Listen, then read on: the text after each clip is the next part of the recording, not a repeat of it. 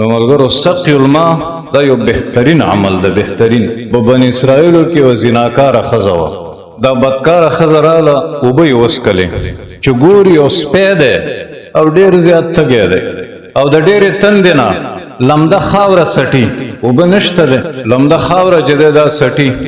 زنانه وویل چې دا هم دومره تږی دی لکه زه چې یم، چې ګوري بل څه نشته دی، خپله موزه یې راویستله، بوکه موکه نشته دی، په هغه موزه د کوهین اوبه راویستلې او دې سپي ته یې واچولې.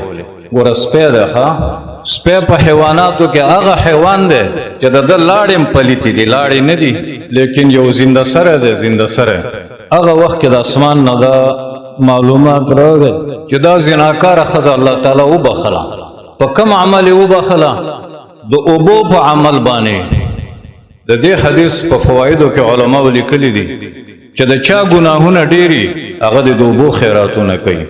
من کثرت ذنوبه فعليه بسقي الماء، چې د چا ګناهونه ډېري هغه د اوبو خیراتونه دي کوي. دقسې حدیث دی یو سړي باره کې هم دی، امام بخاري په صحیح البخاري کې راوړی دی. جو سړی راغی اوبه یې وڅښلې او سپی یې ولید هغه ډېر زیات تږی و، ژبه ایستلې وه، زر زر یې ساه اخیسته وه، هغه سپي له یې اوبه ورکړې، هغه سړی هم الله تعالی معاف کړ.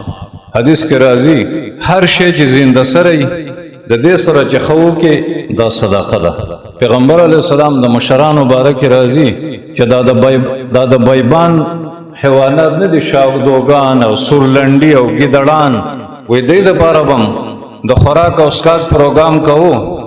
بلکې ډېر خلک مې هم لیدلي دي چې په صحرا کې غنم واچي چې دا مرغۍ وخوري، او یو ځای کې اوبه کېږي چې دا مرغۍ ډېره کمزورې ده او کله ګرمي زیاته شي نو د ډېرې ګرمۍ د لاسه داسې بڼه کې وي هلاکېږي، او چې اوبه یي هغه ایسته بچ شي.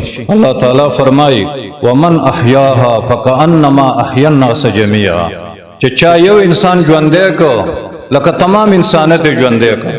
او د دې یوه معنی دا ده چې په چا داسې تکلیف راغلی چې ته یې بچ کې دا به د مرګ نه بچي، نو یو دام دی یو حیوان یا انسان د تندې نه مري او ټول اوبه ورکړي.